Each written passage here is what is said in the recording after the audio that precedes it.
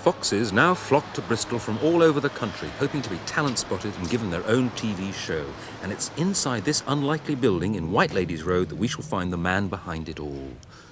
Or rather, in front of it all. One thing that distinguishes men from other living creatures is that only men make films about other living creatures. And perhaps one of the most famous and interesting of these filmmakers is the species known as David Attenborough.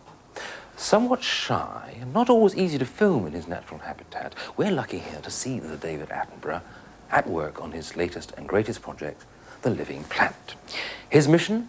To search out and photograph everything from volcanoes to jellyfish to explain how the Earth works. Now, for this, his habitat is totally useless. In London, where he lives, in Bristol, where he works, there are no volcanoes and no jellyfish, so he has to travel thousands of miles to search out his prey. Now, for this, he has the necessary boundless curiosity and endless energy. What he doesn't have is the vast quantity of money and expertise that only the BBC could offer.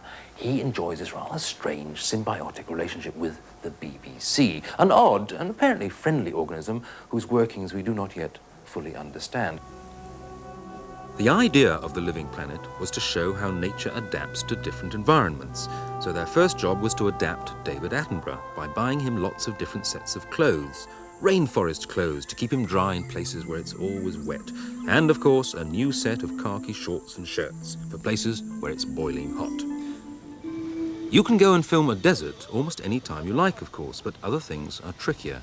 They had to wait 2 years to film a particular volcano, and when news came through that it had finally erupted, they had to drop everything and rush off, hoping it would still be alight when they got there.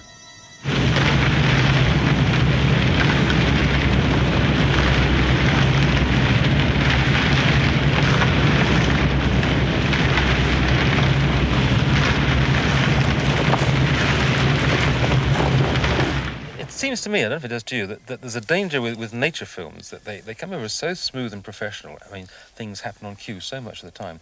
People may get a false impression of what nature is really like. Yes, and that, in a sense, is a sort of the artifice of making films, because all writing and all filmmaking and all recording is artificial, because you are trying to give a person through artifice, the viewer through artifice, the impression that the camera is not there. And you are continually pretending that, I mean, you and I sitting here are surrounded, as we know, by recordists and cameramen and all kinds of people. Yes. Right. So, but you and I are pretending they aren't there, because at the moment you are wishing to talk about what we're talking about. Right, well, okay, if you have slightly interfered with nature, nature presumably has slightly interfered with you as well. I mean, what sort of difficulties do you get making a program like this? What are the most amusing moments you remember? Well, they are the difficulties, really. No, the difficulties are not actually experienced by me, because the bits that I do are the easiest bits, in as much as that it's not too difficult to sit on a rock and answer questions, or it's not too difficult to walk onto a rock and look at a camera and say something. The difficulties are those that are encountered by the cameraman and the directors and the recordists, who actually have to get an animal doing something which perhaps nobody's ever even seen before. Those are extremely difficult things to do. But before you even try to do that, you have to get there. And the most interesting environments are, for some odd reason, always the furthest from public transport. So if Attenborough and the crew want to film in the Himalayas, they have to do a lot of walking. One Sherpa has now been on so many film trips that his mates call him Sherpa BBC. Those two going the other way are probably ITV Sherpas.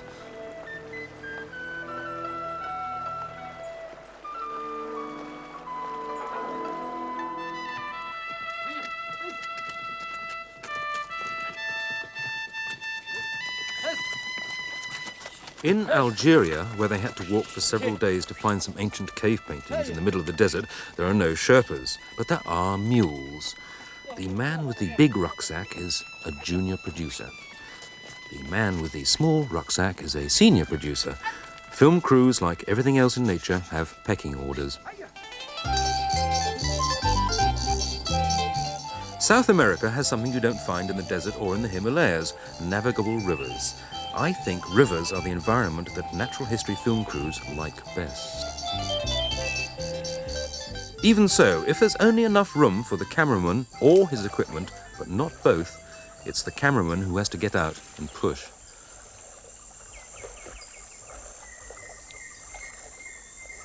David Attenborough, off the Peruvian coast, where we find him not only doing his own stunt work, but taking care of the equipment as well.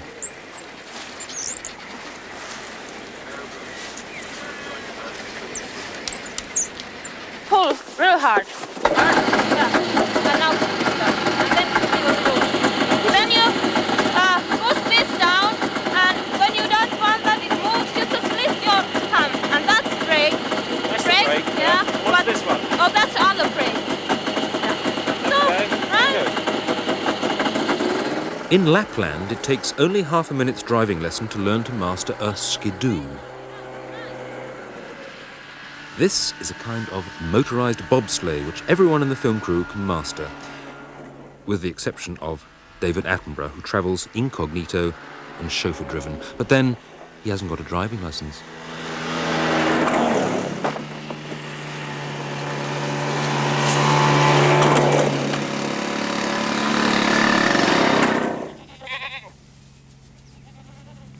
The most ambitious trip taken by any of the teams was to the remote part of the Sudan, where the main runway was nibbled flat just in time.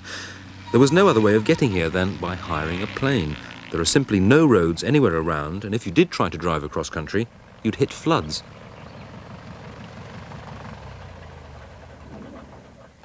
The crew is already here. The plane is bringing in fresh supplies because it looks as if they're in for a long wait. They've come to film the elusive antelope known as the white-eared cob. Not a great deal is known about the cob.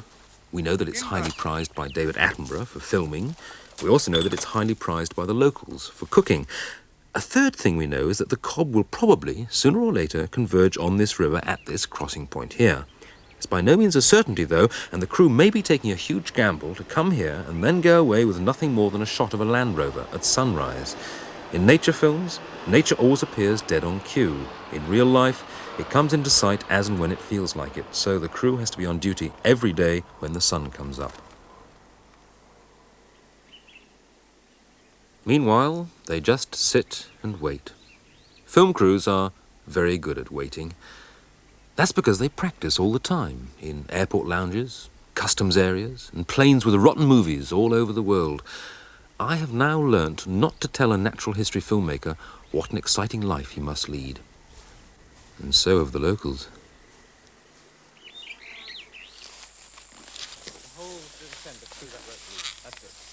Pull it tight. Excellent. Being an adaptable life form, David Attenborough doesn't just travel along, he also travels upwards.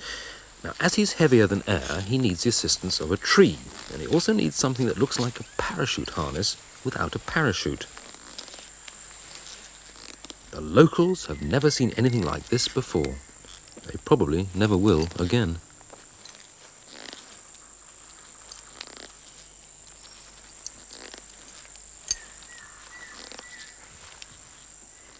Meanwhile, back in the Sudan, no sign of the cob, so we've time to look at a balloon. David Attenborough is going up in this balloon to see what the sky looks like when you're looking down on it from on top, which gives us the chance to see what Attenborough's little ecosystem is like when it's crushed into a little space. Into a large laundry basket, they have to squash the cameraman, the soundman, the assistant cameraman, the man with the sandwiches, and Attenborough himself. Oh, and the pilot too. But all these people and all this equipment are absolutely vital to give us the notion that Attenborough is up there all by himself.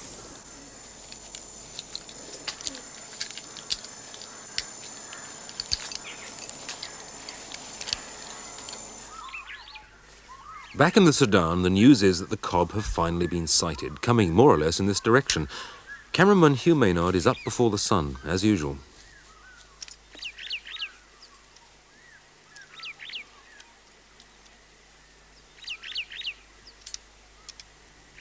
The hunters are waiting too, for breakfast.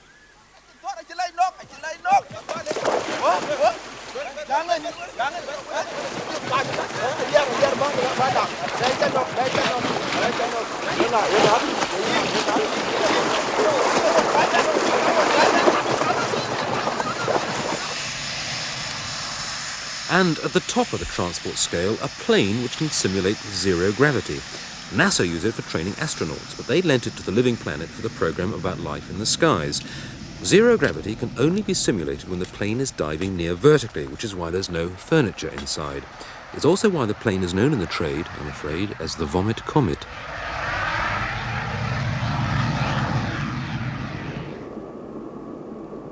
Sensitive viewers may like to be reassured that there is nothing at all distasteful in the following scenes.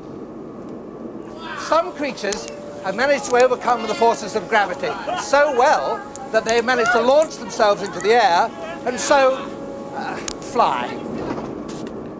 Playing conditions are not very good today, I'm afraid, and the team is having some difficulty keeping its footing, but this does make for some very thrilling moments. So let's see again, in slow motion, the controversial incident when cameraman Martin Saunders was dropped at second slip by David Attenborough.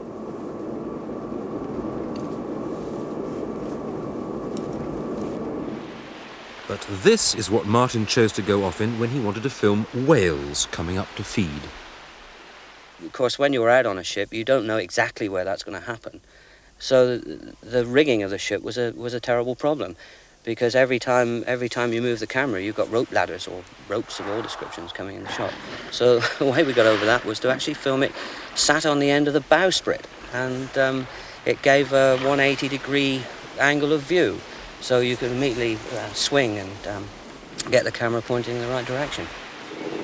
We had a week to do it, and in fact on the next to last day we found the whales, and fortunately it was in a rather ideal situation because the sea was mirror calm, and there is a problem seeing things happening underwater and trying to show something that's happening underwater from above the surface. You could see the ring of bubbles happening, and you could also see the panic of the fish, which sort of boiled on the surface to try and get out of the way of this huge mouth which was coming at them from below. And so there's this sort of boiling effect on the surface of the sea, and then the whale comes straight through the middle of it.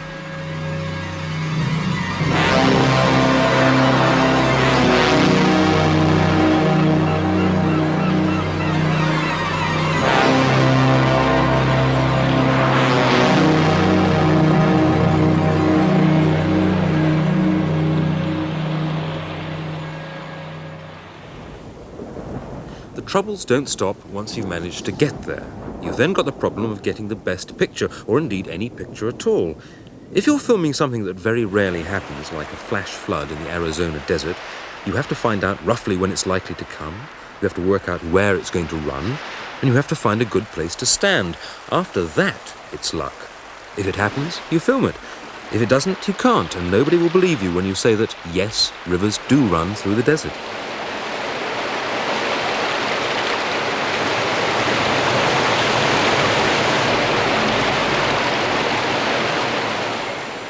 In the rainforest, it's always wet. Easy to film, you might think, but ask yourself this simple question. How would you set about getting a moving shot of the forest like this? Well, it's easy really. You tie yourself to a rope and throw yourself off the top of the highest tree, making sure first you have a friend tied to the other end. Then, when he's got to the top, you ask him to throw himself off so that you can go up filming. The only snag is that at the end of filming for the day, one of you is stuck at the top of a tree. And as if things weren't tricky enough, you might find yourself asked to get as close as possible to the biggest lizards in the world, the Komodo dragons.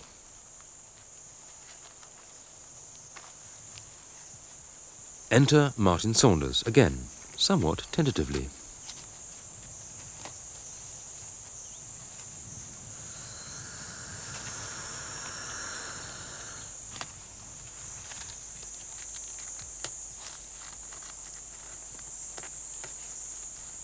This is what it looks like from up here, but what does it look like from where Martin is?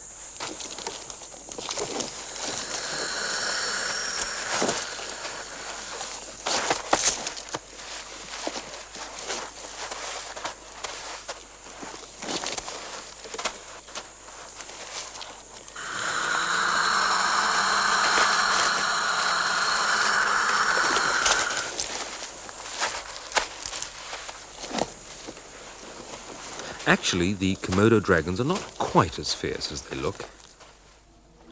Polar bears, on the other hand, look very furry and very cuddly, and they kill quite a few people every year.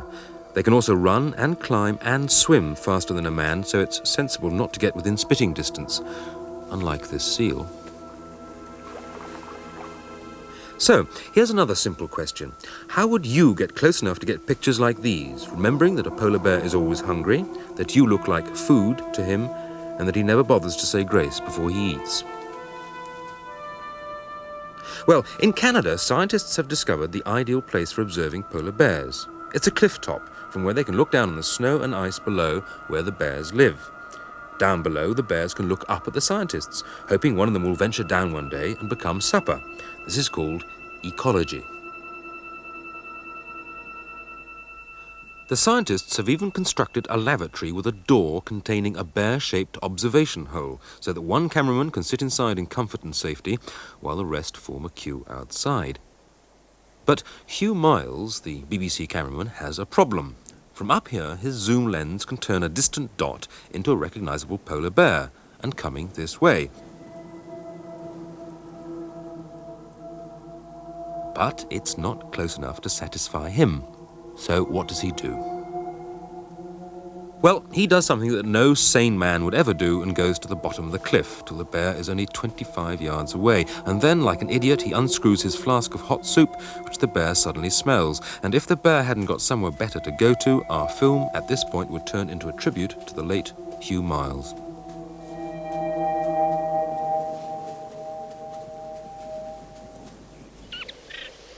A rather more restful job for Hugh Miles was standing motionless for hour after hour, day after day, in a reed bed in Yugoslavia, filming the elusive little bittern from his hide.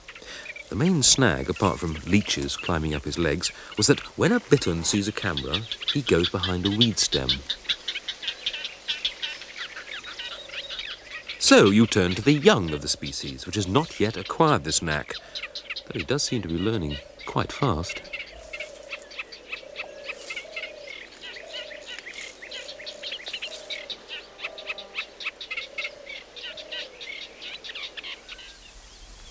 Cameraman Neil Rettig's problem was to find out how to film a rhea, a bird very like an ostrich. His solution? To build a portable hide looking very like an ostrich. And here he is modelling the scaffolding. And here is the rhea, unless of course it's Neil in disguise. And here is the crowd that always gathers whenever filming's taking place anywhere in the world. The message from these cows is obvious. Why film a stupid bird like a rhea when you can film a dozen handsome pieces of beefcake like us?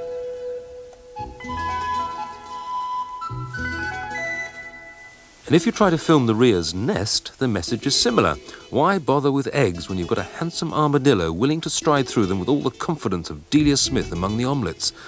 What the armadillo doesn't realise is that natural history filmmakers aren't really interested in nature, only in the bit they're trying to film.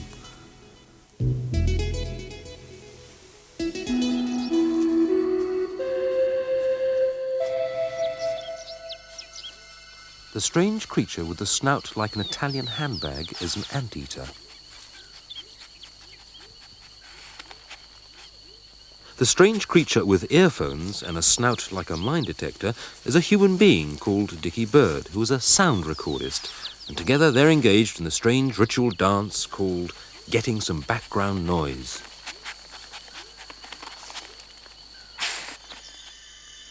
Ants and such like are easier meat. They pay no attention to you and they carry on as if they ruled the world, which perhaps they do. Filming termites and ants above ground isn't too bad, but when you film them below ground, it gets harder.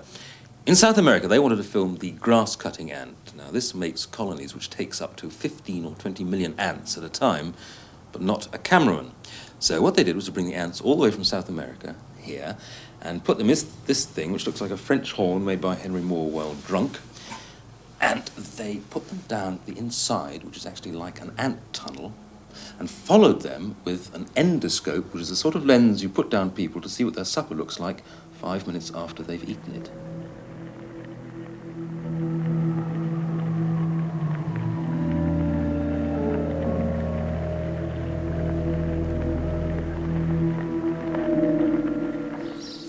The Believe it or not, more trouble was taken over these little goslings than any other creature in the living planet. From the moment they were born, they were destined to grow up and be in it.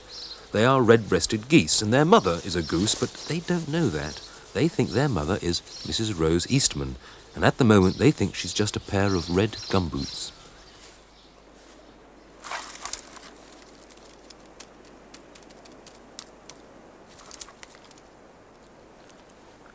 If these geese go on growing up with their human mother goose, identifying with her voice and her red gumboots, there's a good chance that they will sooner or later fly after her, if she moves fast enough, and yield dramatic pictures of flight.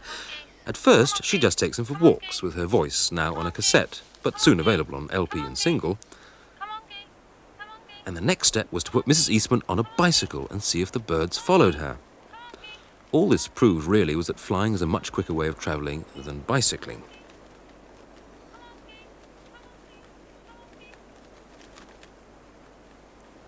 So then it was on to the final crucial stage in which Mother is put in a car, sticking out of the top like the Queen, together with a cameraman.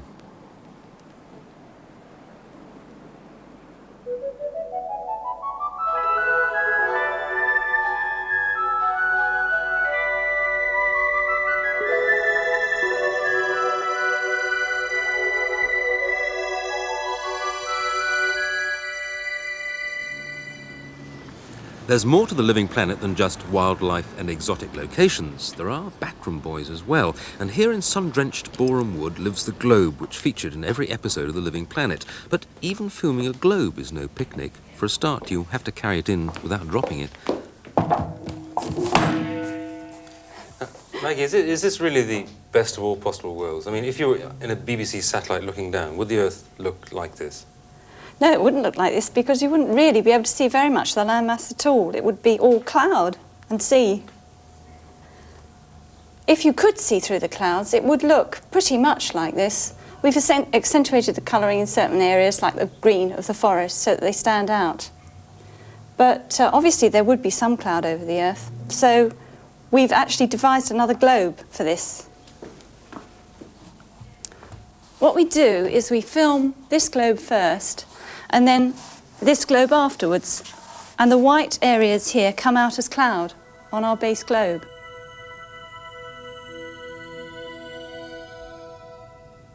Filming the globe turning is a bit like walking around Britain wearing bedroom slippers. Very slow and very boring. To turn the globe completely once, you have to turn that handle 5,000 times and let the camera click over once with each turn of the handle. In other words, it turns far slower than the real thing, and people wonder why TV programs take so long to make. Another problem arose with the filming of the bottom of the Pacific Ocean. The problem is quite simple. It can't be done. Even if you could get deep enough, it would be far too dark.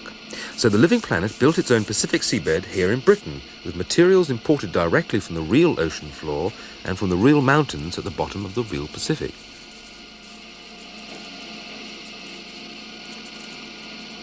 Conjuring tricks seem less impressive when they're explained, and as you watch the camera swing through the mountains like a dentist's drill through rotten teeth, it looks a bit pointless until you see the actual film taken, as we will in a minute when we've added the music.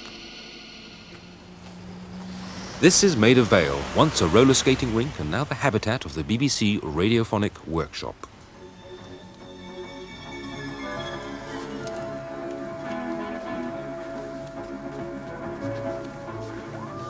Here they've also been wrestling with the problem of what nature sounds like, or rather should sound like, because much of the time it doesn't make a great deal of noise at all.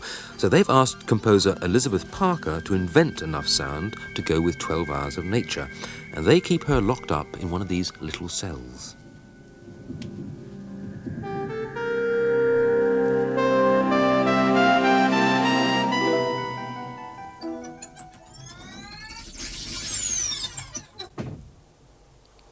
Liz Parker is what they call an electronic composer. I think this means she has to be plugged in before she can work. Liz, I find it very hard to believe that in this, what you call a music studio, there's actually enough resources to produce music for 12 programs. I mean, I don't even see a musical instrument lying around. So what have you got here? Well, my most basic piece of equipment is a synthesizer. And I've got 3 of those. So they provide the basis for the music. I also have various devices through which I can manipulate sounds off the synthesizer, or natural sounds. For example, the harmonizer is one of them. If we take a simple sound like just sort of that sort of sound, if we put it through the harmonizer, which is sometimes called the fairy dust machine, in fact, you'll see why, because it gives quite a pretty effect. Yeah, it's going a bit high. And then if we add a bit of flutter echo, that's another very simple way of manipulating the sound. I've also got a vocoder, which is something that I can sing into and play at the same time, and the resulting sound is a combination of voice and instrumental sound, which I've used fairly extensively throughout the 12 programmes. And a phase shifter, which, if you can imagine a sound as a piece of ribbon, it kind of turns the sound round and makes it move up and down. No, I can't imagine that. Then, of course, apart from all that, I have all the natural sounds that I've used very extensively. The bottles? Even the bottles, yes. What I do with those is to process them through a computer here, and the computer puts them back onto the synthesizer as a natural sound. If I just call up this particular sound, there's it. Well, that's actually got harmonizer on as well. Now that is actually the sound of a bottle, me blowing across a bottle, and you can see it becomes a musical instrument. One can do the same with the bells, that bell up there. One can do it with scratching mics, paper, glass crashes, anything. So that actually adds enormously to your So you give the computer one note and it can deduce all the other notes that it can play? Yes. In this particular scene, we're going along the ocean bed and looking at these amazing mountains right at the bottom of the ocean. The music is trying to convey that feeling of mysteriousness and beauty and strangeness.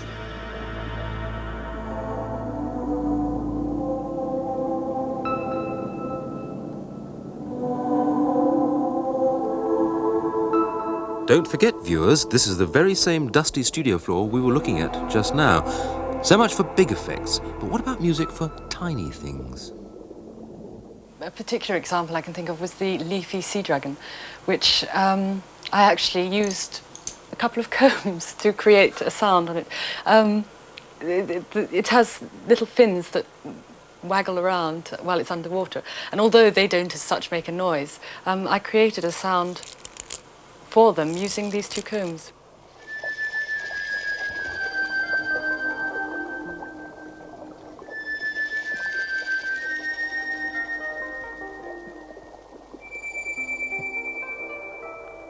This is a weedy sea dragon. It's beautiful and it's amazing, but you didn't see it in The Living Planet. That's because they already had the even more picturesque leafy sea dragon, and apparently there's only room for one sea dragon in any nature film. And at this point, I'd like to pay my own personal tribute to the things that didn't make the big time. To the Poitou, for example, which showed no desire at all to go into showbiz and looked like Frank Sinatra being asked to smile for the press. It even tried to bite the cameraman. To the lowly lichen, which, although they speeded up the film, still wasn't glamorous enough at the auditions. To the rocky mountain goat, which was filmed to show off its hairy protection against the snow, but was ruthlessly dropped from the production because there was no snow. The snow was all up in the Rocky Mountains. To the prairie chicken, which is adapted for running about on the green grassy prairie, and was given the chop because there was far too much snow, so that it looked like a kind of Kentucky frozen chicken. I'd like to pay tribute to the ghost crab. The only thing it did wrong was to run away to sea, and the only reason it did that is that it was being chased by a man with a camera.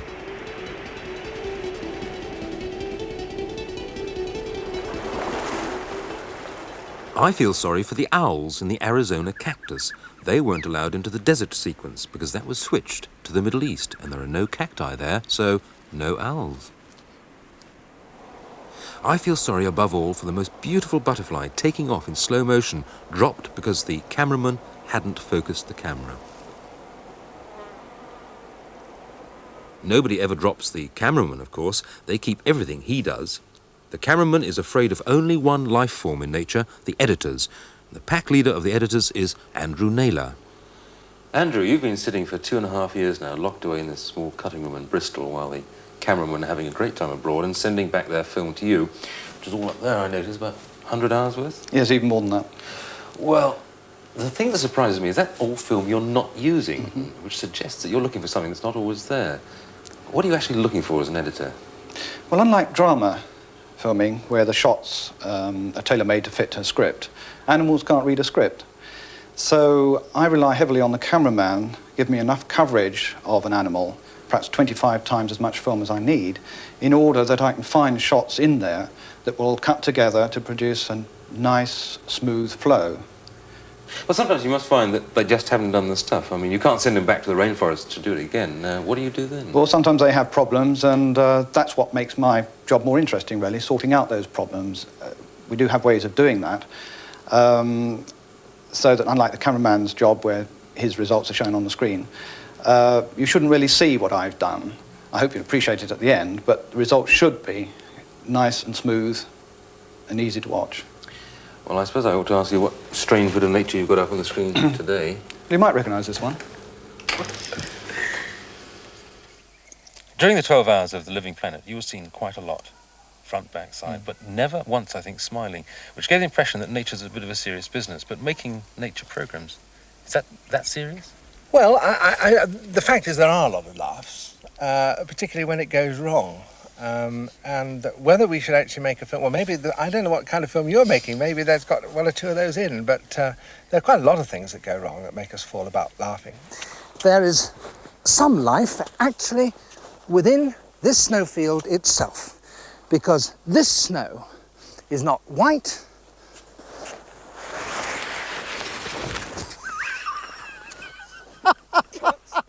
and this is perhaps the most extremely adapted of all New Zealand's island living forms.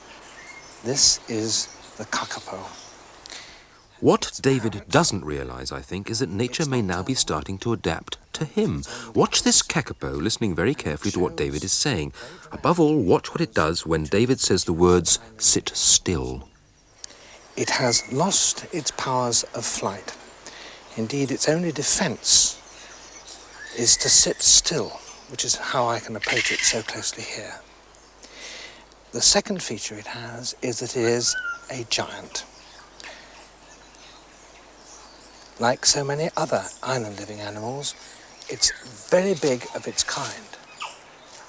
It's the biggest of all parrots. Or look at this animal, a male black sable. See it present its profile to the camera and back again. As soon as it's sure it's being filmed, what does it do?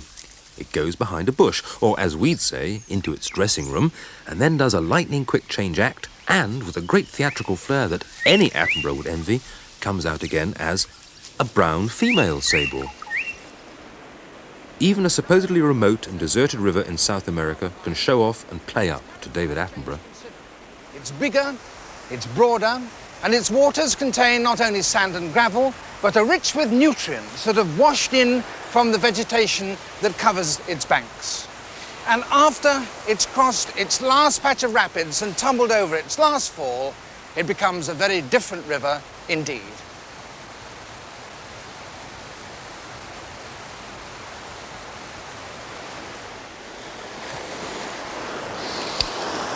Every wave of every tide stirs the surface of the sand.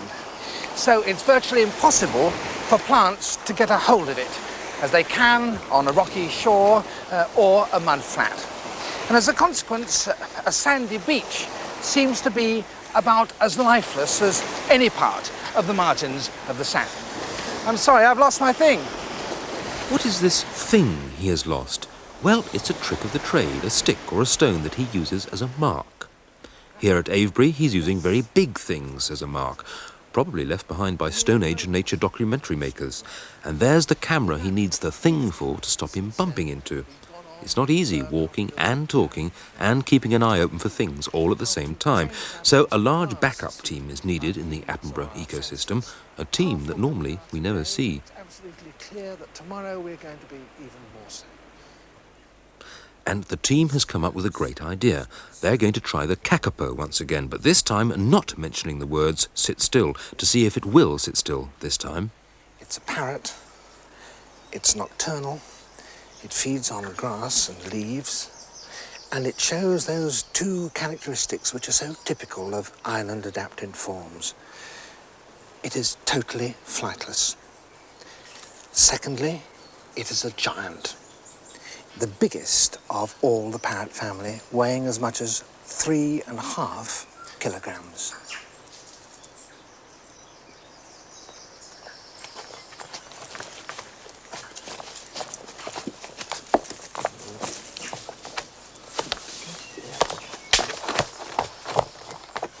One last question, because in fact the rock you're sitting on is about to go up with a big bang. I must get a question. I knew it was a joke rock, yes. Is it this place here in Jordan is the last location Yes. that you're doing for the series after 3 years? What now? I've no idea. Well, I mean, I've got one or two ideas of the programs that we might do, but actually, truthfully, I haven't really thought about them, simply because after this, this has so obsessed all of our minds for so long that it's very difficult to see beyond it. Well, that's enough, I think. If we could explode the rock now, please. Oh, cut! The rock hasn't gone off. And so, all over the world, scarcely able to believe that the living planet is really finished, nature is going back into the bush, knowing that one day, surely, David Attenborough will be back again.